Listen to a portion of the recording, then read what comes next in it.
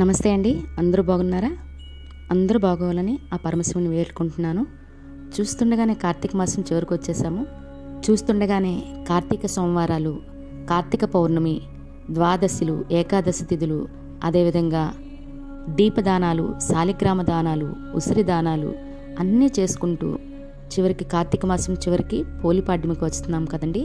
మరి పోలిపాడ్యమి యొక్క ప్రత్యేకత ఏంటి? ఆ రోజు పాటించవలసిన నియమాలేంటి? మరి ఆ రోజు కార్తీకం అయిపోతుంది కదండి, నాన్ వెజ్ తినొచ్చా? ఇలా చాలా ప్రశ్నలు అయితే మనకి తలెత్తుతూ ఉంటాయి. వీటన్నిటిని చూస్తూ మరి పాడ్యమి తిథి ఏ సమయం వరకు ఉంది, ఏ సమయంలో ఒత్తులు అనేవి వదులుకోవాలి, ఎన్ని ఒత్తులు వదులుకోవాలి, ఇలాంటివన్నీ కూడా ఇప్పుడు ఈ వీడియోలో చూద్దామండి. నమస్తే అండి, నేను మీ Ashwini. Welcome back to Ashwini thoughts. Polipadyami కార్తీక అమావాస్య మర్నాడు వచ్చే రోజుని పోలిపాడ్యమి అంటాము. ఈ రోజు నుండి మార్గశిర మాసం ప్రారంభమవుతుంది. కార్తీకమంతా శివుని పూజిస్తే మార్గశిర మాసంలో విష్ణుమూర్తిని పూజిస్తాము. పోలిపాడ్యమి రోజున మహిళలు, యువతులు అరటి డొప్పల్లో అయినా, లేదా కొబ్బరి చిప్పలో అయినా, లేదా కొబ్బరి పువ్వు రేకులు ఉంటాయి చూస్తారండి, ఆ పువ్వు ఆ రేకుల మీద అయినా ఇలా చాలా రకాలుగా మనం ఒత్తులు అనేవి వదులుకోవచ్చండి. తెలుగు ఇళ్లల్లో పోలిపాడ్యమి రోజు పోలిని తలుచుకుంటూ, అంటే మనకి పోలి స్వర్గం కథ కూడా ఉంది కదండి, ఆ పోలిని తలుచుకుంటూ ఆవిడ ఏ విధంగా పోలిపాడ్యమి రోజు ఒత్తులు వదిలి ఆవిడ ఏ విధంగా స్వర్గానికి వెళ్ళిందో అదేవిధంగా మనం కూడా ఆ పోలిపాడ్యమి రోజు ఒత్తులు వదిలి మనకున్న పాపాలను తొలగించుకొని స్వర్గానికి వెళ్తామని ఒక నమ్మకం ఉందండి. అదేవిధంగా మనం ఆ రోజు వదిలే ఈ దీపాల వల్ల మన పెద్దలకు స్వర్గంలో త్రోవ చూపిన వాళ్ళం అవుతామని ఒక నమ్మకం కూడా ఉందండి. అందుకే ప్రత్యేకించి కూడా ఆ రోజు కార్తీక మాసం చేసినా చేయకపోయినా పోలిపాడ్యమి రోజు ఎవరైనా దీపారాధన చేసి మనము ఒత్తులు అనేవి వదులుకోవచ్చండి. ఓన్లీ కార్తీకం చేసిన వాళ్ళే వదలాలని ఏమీ రూల్ లేదండి. కార్తీకం చేసినా చేయకపోయినా కూడా మనం పాడ్యమి రోజు ఒత్తులు అనేవి వదులుకోవచ్చు. మరి పోలిపాడ్యమి రోజు ఎన్ని ఒత్తులు వదులుకోవాలి? పోలిపాడ్యమి రోజు అండి నెలకి, అంటే కార్తీకమంతా చేసిన ఫలితంగా నెలకి 31 రోజులు చెప్పి 31 ఒత్తులు వేస్తామండి. మన ఇంట్లో ఎంతమంది ఉంటే అంతమందికి 31 ఒత్తులు వేసి ఒక్కొక్కరికి ఒక్కొక్క 31 ఒత్తు వేస్తాము. మరలా సంవత్సరం పాటు ఏ రోజు చేయని ఒత్తులైనా మన కార్తీక పౌర్ణమి రోజు 365 ఒత్తులు ఎలా వెలిగిస్తామో అదేవిధంగా సంవత్సరంకి 365 ఒత్తులను ఈ పోలిపాడ్యమి రోజు కూడా వెలిగించి మనం ఒత్తులు అనేవి వదులుతాం. అంటే మన ఇంట్లో నలుగురు ఉంటే నలుగురికి 365 ఒత్తులు చేసుకోవచ్చు. మరలా నెలకి 31 రోజు ఒత్తులు కూడా చేసుకోవచ్చు. ఒత్తులు వదిలేటప్పుడు ఇందాక చెప్పిన విధంగా అరటి డొప్పల్లో అయినా, లేదా మనకి కొబ్బరి చిప్పలు వేట్లైనా వదులుకోవచ్చండి. అంటే పెద్దవి ఇప్పుడు 31 ఒత్తులు లేదా 365 ఒత్తులు వెలిగించడంతో పాటుగా చిన్న చిన్నవి మరలా ఒత్తులు, పువ్వొత్తులు కూడా మరలా పెట్టాలండి వాటితో పాటుగా. అంటే ఇవి ఒంటిగా కాకుండా మరలా పిల్ల ఒత్తులాగా అవి కూడా ఉంటాయనేసి. అలా అని ఒక అరటి డొప్పను మాత్రం వదలకూడదు, మరలా పక్కన ఇంకొకటి పెట్టి దాంట్లో కూడా వదలవలసి ఉంటుంది. అంటే ఒంటిగా ఒక్కటి కాకుండా జోడుగా 2 వెళ్తా అనేసి అంటారు. మరి ఆ రోజు మనము ఇంట్లో చేసుకోవాల్సిన పెట్టవలసిన నైవేద్యాలు ఏంటంటే చలివిడి, వడపప్పు తప్పనిసరిగా పెట్టాలండి. మరియు బూర్లు ఏ బూర్లు ఉన్నా ఆ రోజు అది అమ్మవారికి చలవ చేస్తుందండి. అంటే మనము అమ్మవారికి ఆ రోజు చేసే పూజ ఆడపిల్లతో సంబంధం కదండి, అందుకు సమానంగా చల్లదనం చేయడానికని మనం చలివిడి, వడపప్పు, బూర్లు పెట్టి కొబ్బరికాయ కొట్టుకొని మనకి కుదిరితే సముద్రంలో నదీ స్నానం చేసి వదులుకోవచ్చు, సముద్ర స్నానం చేసి వదులుకోవచ్చు, లేదా అంటే చెరువులు ఇలాంటి వాటిలో ప్రయత్నించండి. అవి ఏవి కుదరకపోయి అందుబాటులో లేకపోతే ఇంట్లో మనకున్న వాటిలో, అంటే 99% స్టీలు కంచాలు ఉంటాయి కదండి, అవి మాత్రం అవాయిడ్ చేయండి. తప్పదు మనకు అవి లేవు అనుకునేట, అంటే ఇత్తడి కంచాలు ఇలాంటివి ఏవి లేవు అనుకునేటప్పుడు వాటిలో వదులుకోండి. కానీ లేకపోతే ఇత్తడి కంచాలు ఉండినట్లయితే అవే మంచివండి. ఎప్పుడైనా పూజకి స్టీల్ అని ఎందుకు అంటున్నానంటే అందులో ఐరన్ కలిసి ఉంటుంది కాబట్టి పూజకి ఐరన్ అనేది నిషేధం అండి. అవి దైవశక్తులకి నెగిటివ్ ఎనర్జీని ఇస్తాయన్నమాట, రానివ్వకుండా. కాబట్టి మనం ఐరన్ని ఎప్పుడు మనం పూజలో వినియోగించకుండా ఉండడానికి ప్రయత్నించాలి. మనకు ఉంటే ఎత్తడివి, లేదంటే ప్లాస్టిక్ ఉంటాయి కదండి, వాటిలో అయినా పర్వాలేదు. మనకి ఇంకా కుదిరితే చక్కగా నదిలో అని, చెరువులో అని, పారే కాలువల్లో అని వాటిల్లో మనం పెట్టుకుంటే వదులుకుంటే ఇంకా మంచిదండి. మరి కార్తీక మాసంలో నాన్ వెజ్ తినలేదు, కార్తీకం మనకు అమావాస్యతో అయిపోయింది. మరి పాడ్యమి రోజు కూడా మనం కార్తీకంలో పాటించిన ఈ ఉల్లిపాయ తినడం అవనియండి, అంటే ఉల్లిపాయ తినకుండా ఉంటాం కదండి, అది అవనియండి, నాన్ వెజ్ తినం, ఇలాంటివి ఏమైనా పాటించాలా?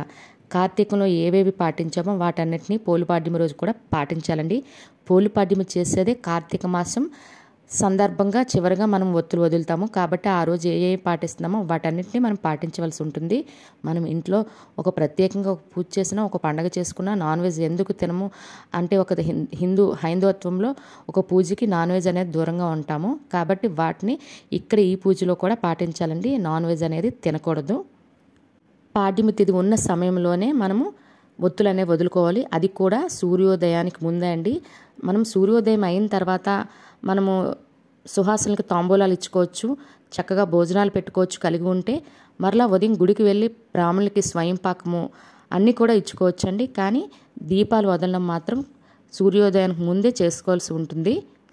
మరి మనము సొంతంగా చేసుకున్న ఈ 365 అవనండి, లేదా ఈ 31 రోజులకి దీపాలు ఒత్తులు అవనండి, ఇంట్లో చేసుకున్న వాటికే ఇదా బయటను కొనుక్కుంటే మనకి అంత ప్రత్యేకత ఉండదా అంటారండి. అవైనా మన డబ్బే, ఇదైనా మన డబ్బే. కాకపోతే మనం సొంతంగా చేసుకునేటప్పుడు కొంచెం శివారాధన చేసుకుంటాం కాబట్టి దానికి ఇంకా మంచిది అంటాం. అంతే తప్ప ఇది తక్కువ ఫలితమో అది ఎక్కువ ఫలితం అని ఏమీ లేదండి. మనకి కుదిరితే చక్కగా మనమే సొంతంగా ఒత్తులు చేసుకోవచ్చు. లేదు అంటే మనం బయట షాప్లో అయినా కొనుక్కోవచ్చు. మంచి ఒత్తులు కొనుక్కొని చక్కగా నేతిలో, ఆవు నేతిలో అయినా లేదా నువ్వుల నూనెలో అయినా ముందు రోజు నానబెట్టి ఉంచుకుంటే దానికి దీపారాధన చేసేటప్పుడు కొంచెంగా కర్పూరం తగిలించాలంటే ఒత్తులు వెలుగుతాయండి.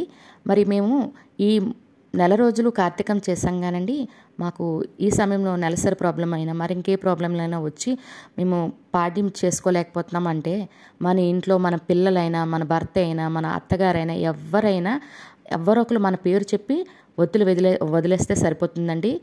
లేదు మన ఇంట్లో ఇంకెవరికి కుదరలేని పక్షంలో మనమే చేస్తున్నప్పుడు కూడా వాళ్ళ పేర్లు చెప్పి, అంటే వాళ్ళు దూరంగా ఉండొచ్చు, ఉద్యోగాలైనా చదువులైనా, వాళ్ళ పేర్లు చెప్పి కూడా మనం ఒత్తులు వెలిగించవచ్చండి. అదేవిధంగా మరి భర్త లేని స్త్రీలు వాళ్ళు పూజ చేయొచ్చా, వాళ్ళు ఒత్తులు వెలిగించవచ్చు అంటే చక్కగా చేయొచ్చండి. సంపూర్ణ అంటే దీనికి సంబంధించి మనకు కార్తీక పురాణంలో ఎన్నో కథలు ఉన్నాయి. చాలా మంచిది కూడా వాళ్ళు వెలిగించడం వల్ల.